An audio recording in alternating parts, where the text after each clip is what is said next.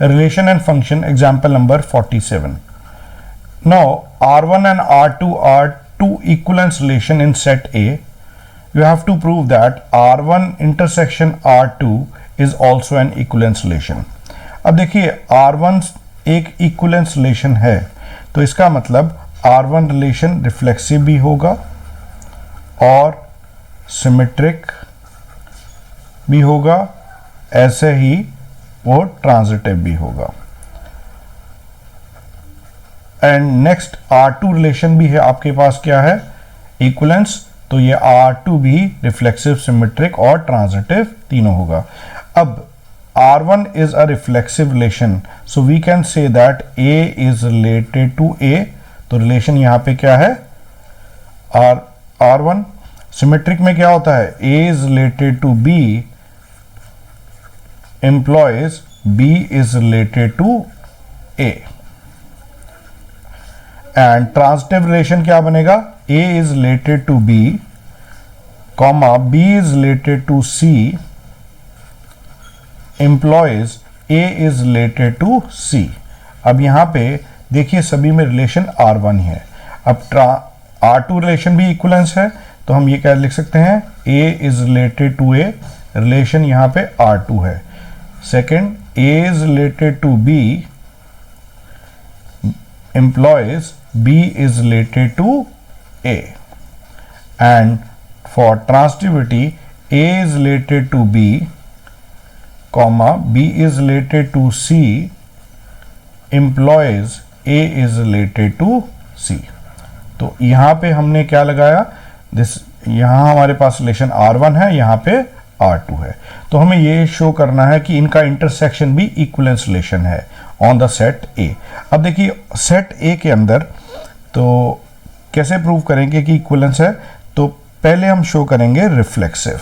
तो रिफ्लेक्सिव के लिए अगर हमने सेट A में से एक एलिमेंट ले लिया A, तो A का रिलेशन A के साथ शो करने के लिए हमें क्या करेंगे, पहले A is related to A हमने देखा था R1 में भी, और A related to A R2 में भी था. तो इन दोनों से आप ये कह सकते हो कि A is related to A for both R1 and R2. So we can say A is related to A for R1 intersection R2. So A is related to A for R1 intersection R2. Hence we can say that R1 intersection R2 is an reflexive relation. Clear. तो next है हमें symmetric prove करना है. तो symmetric के अंदर क्या condition होती है, if A is related to B implies B is related to A. तो हमें A और B दो एलिमेंट्स उठाने हैं सेट A में से. तो क्या लेंगे, A और B, A is related to B for R1 intersection R2. अगर हमने यहाँ से प्रूव कर दिया B related to A for R1 intersection R2, तो हमारा ये सिमेट्रिक रिलेशन हो जाएगा.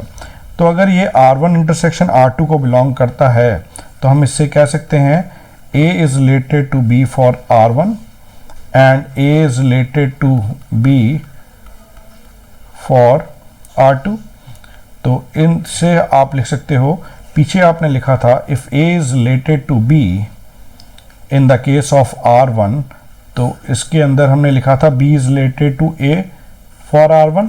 तो हमने इसकी जगह ये रिप्लेस कर देना है. और second, A is related to B for R2, so B is related to A for R2. तो हमने इसे रिप्लेस कर दिया, this is B is related to A for R1 and B is related to A for R2. तो इन दोनों से आप क्या लिख सकते हो, B is related to A for R1 intersection R2.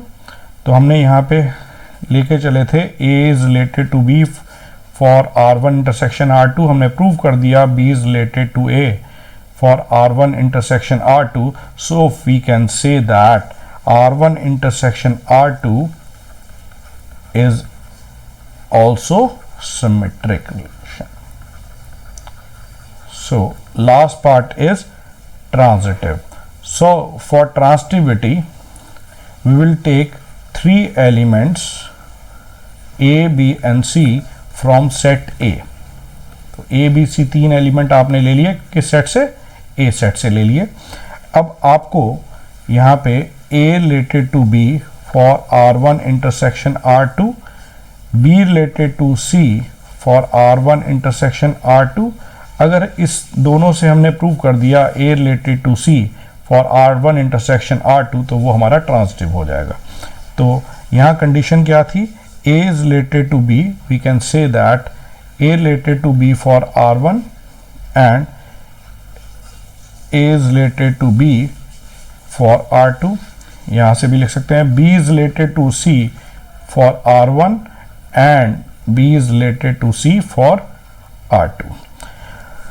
अब देखिए इसको वर्टिकली देखें, इसको हैंडल करें तो यहाँ से आप क्या कह सकते हैं? A related to B for R1, B related to C for R1. तो इन दोनों से आप क्या कह सकते हो?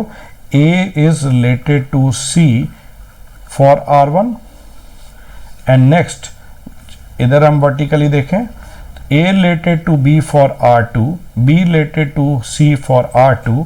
तो यहाँ भी हमने ऊपर लिखा था for transitivity ये, तो यहाँ पे क्या था? A is related to C for R2. तो इसको रिप्लेस कर देंगे हम A is related to C for R2. अगर हम इन दोनों को क्लब कर दें so A is related to C for R1 intersection R2. तो हमने शुरू में क्या लिया था? A related to B for R1 intersection R2, B related to C for R1 intersection R2. तो हमने प्रूव कर दिया A related to C for R1 intersection R2. So R1 intersection R2 is also a transitive. अब R1 intersection R2 is reflexive, symmetric and transitive. So we can say that R1 intersection R2 is an equivalence relation.